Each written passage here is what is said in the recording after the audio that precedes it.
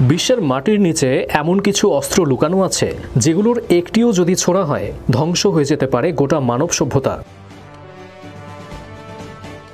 কোথায় আছে এই ভয়ঙ্কর অস্ত্র?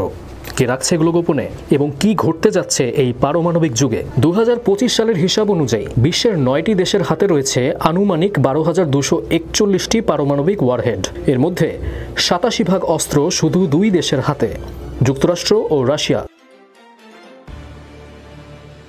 বাকি অস্ত্রগুলো রয়েছে চীন, France, Britain, Bharat, Pakistan, Israel এবং উত্তর কোরিয়ার হাতে। সব মিলিয়ে 9,600টির বেশি ওয়ারহেড সামরিক ঘাঁটিতে প্রস্তুত রাখা আছে। এর মধ্যে অন্তত 3,912টি ওয়ারহেড রয়েছে সক্রিয় অবস্থায়, মানে যুদ্ধ শুরু হলে ছোড়ার জন্য প্রস্তুত। অবাক করার মতো তথ্য হলো পারমাণবিক অস্ত্র কেবল 9টি দেশের মধ্যেই নেই। বিশ্বের 6টি দেশে রয়েছে অন্য দেশের পারমাণবিক অস্ত্র।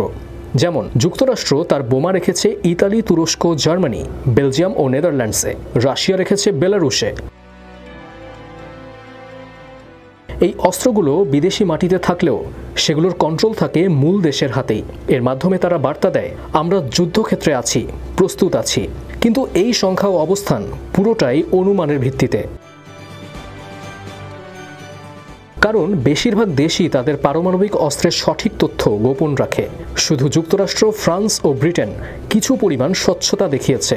এদিকে ইসরায়েলের কাছে প্রায় 90টি পারমাণবিক অস্ত্র আছে বলে ধারণা করা হলেও তারা কখনো তা স্বীকার বা অস্বীকার করেনি। গবেষকরা এই অনুমান করেন উন্মুক্ত তথ্য, ইতিহাসভিত্তিক রেকর্ড এবং অনেক সময় ভুলে ফাঁস হয়ে যাওয়া ডেটার উপর নির্ভর করে। একসময় পারমাণবিক অস্ত্রের সংখ্যা ছিল প্রায় 70,000-এরও বেশি। স্নায়ুযুদ্ধ শেষে এই সংখ্যা কমে এলেও এখন আবার বাড়ছে। বিশেষজ্ঞরা বলছেন, নতুন পারমাণবিক অস্ত্র প্রতিযোগিতা আবার শুরু হয়েছে।